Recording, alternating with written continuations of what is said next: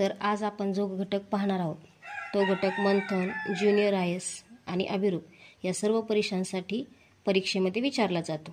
तर पहा घटकाचं नाव काय आहे, greetings, seeking permission, making request, correction between instructions, expressions and pictures. म्हणजे आता इथे पहा मराठीमध्ये शुभेच्छा, परवानगी, विनंती, चित्र, सूचना व भावनांचा संबंध। मग अशा प्रकारच्या प्रश्नांमध्ये काय केले जातं, कधी आपल्याला चित्र दिलेले असतात आणि त्या चित्रावरून आपल्याला त्या प्रश्नांची उत्तरे द्यायची असतात। तर इथे पहा पहिला प्रश्न पहा काय आहे, मित्राच्या बर्थडेला तुम्ही त्यास कसे विश कराल। तुमच्या मित्राचा बर्थडे आहे आणि तुम्ही त्याला काय म्हणता, तर तुम्ही त्याला हॅपी बर्थडे असे म्हणता। म्हणजेच पर्याय क्रमांक 4 इथे बरोबर आहे। नंतर पहा मित्राला प्राइज मिळाल्यावर तुम्ही त्यास काय म्हणाल। आता तुम्ही मंथन या परीक्षेसाठी किंवा ज्युनियर आय-एसला बसलेले आहात आणि तुमच्या मित्राला त्यामध्ये बक्षीस भेटलेले आहे, त्यावेळेस तुम्ही त्याला काय म्हणणार, तर त्यावेळेस तुम्ही त्याचं कॉंग्रॅच्युलेशन असं म्हणून त्याला उत्कृष्ट असा प्रतिसाद देणार। आता तिसरा प्रश्न पहा, कुणी गावाला जाताना काय म्हणाल।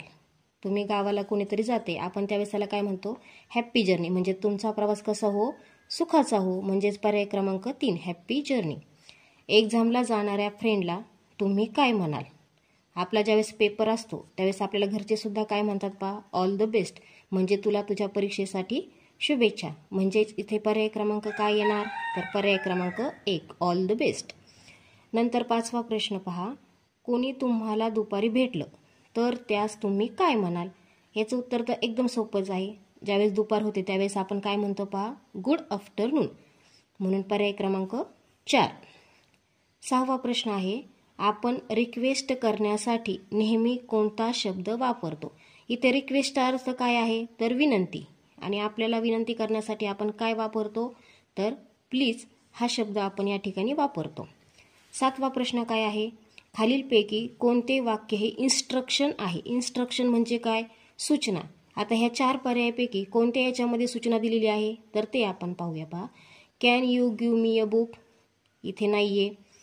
प्लीज सिट डाऊन म्हणजे खाली बसा, इथे पहा आता।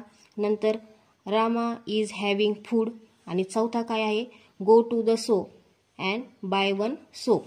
आता इथे पहा प्लीज आहे म्हणजे इथे विनंती केलेली आहे आणि चौथा प्रश्न जो आहे go to the shop and buy one soap म्हणजे पर्याय क्रमांक 4 हे याचं उत्तर असणार आहे। खाली पहा आता 8वा प्रश्न, खालीलपैकी कोणते वाक्य परमिशनसाठी योग्य आहे। इथे आपल्याला परमिशन या शब्दाचा अर्थ माहीत असणं गरजेचं आहे। परमिशन म्हणजे परवानगी। आता पहिला प्रश्न पर्याय काय आहे, मे आय कम इन, दुसरा I want to go out, तिसरं आय नीड हेल्प आणि चौथा she is going to play. आता तुम्ही ज्यावेळेस क्लासरूममध्ये जाता त्यावेळेस तुम्ही टीचरला काय म्हणत असतात, मे आय कम इन म्हणजे तुम्ही परमिशन घेतलेली आहे, तुम्ही परवानगी घेतलेली आहे। म्हणून पर्याय क्रमांक 1।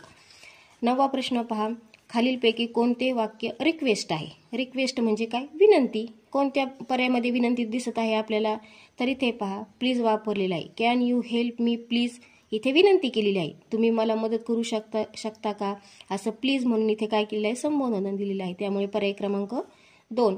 आता 10वा प्रश्न काय आहे, त्याच्यामध्ये पहा एक चित्र दिलेले आहे आणि त्या चित्रावरून आपल्याला काय आता हे ओळखायचं आहे। आता जर आपण हे चित्र पाहिलं तर बॉय इज डॅश डॅश असं केलेलं आहे।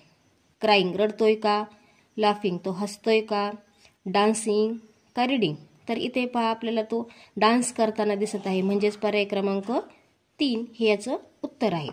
आता इकडे आपण 11वा प्रश्न पहा, 2 मुली दिसत आहेत, त्या मुली काय करत आहेत ते आपण पाहूया।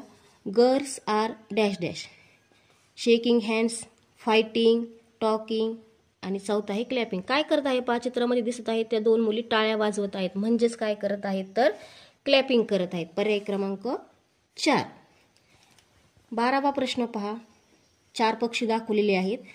Birds are dash dash in the sky, पक्षी आकाशात काय करत आहेत, बसलेत का, सिटिंग म्हणजे गात आहेत का, की 4 इटिंग म्हणजे खात आहेत का, तर नाही, आपल्याला माहिती आहे पक्षी आकाशामध्ये उडतात। म्हणजेच पर्याय क्रमांक 2 फ्लाइंग।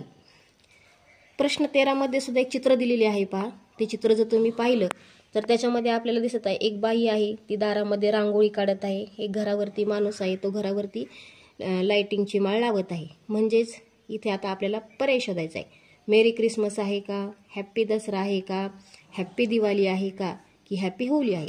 तर होळी असणार नाही, मेरी क्रिसमससुद्धा नाही. पहा इथे आपण जर बारकाईने तुम्हाला दिसत असेल तर इथे छोटे छोटे पणतेसुद्धा लावलेले आहेत, म्हणजे ही काय आहे पहा, हॅपी दिवाळी. पर्याय क्रमांक 4. 14वा प्रश्न, बसण्यासाठी तुम्ही परवानगी कशी मागाल? आता आपल्याला बसायचं आहे आणि आपल्याला आता परवानगी मागायची. मग आपण काय म्हणणार? I will sit, I want to sit, I can sit. तर पहा इथे आता काय म्हणणार? मे आय सीट, मी बसू शकतो का? इथे पर्याय क्रमांक 4, म्हणजे तुम्ही काय केलेली आहे? परवानगी मागितलेली आहे. नंतर 15वा प्रश्न, तुम्हास पेन पाहिजे असल्यास तो तुम्ही कसा मागाल? तुम्ही शाळेमध्ये आहात आणि तुम्हाला तुमचा पेन संपला आणि तुमच्या मित्राला मागायचा आहे, तर तुम्ही कसा मागणार पहा, किंवा त्याच्याकडे विनंती करणार. तर पहा पर्याय 1, give me a pen, pass the pen, may I take this pen please, let me take this pen. तर काय म्हणणार आता तुम्ही? तर पर्याय क्रमांक 3, may I take this pen please. त्याला तुम्ही काय म्हणणार आहेत? पेन मागणार आहेत, त्याला पेन त्याच्याकडून घेण्यासाठी विनंती करणार आहेत. आता प्रश्न 16 आणि 17साठी चित्र दिलेले आहेत वरीलप्रमाणेच. आता इथे पहा चित्रासाठी योग्य ग्रीटिंग काय आहे, म्हणजे काय त्याला संबोधन आहे पहा. तर इथे 16व्या प्रश्नामध्ये पहा ख्रिसमस आहे, त्यांच्या डोक्यावर टोपी, छोटंसं ख्रिसमसचं झाड दाखवलेले आहे, म्हणजे पर्याय क्रमांक 4 हॅपी क्रिसमस.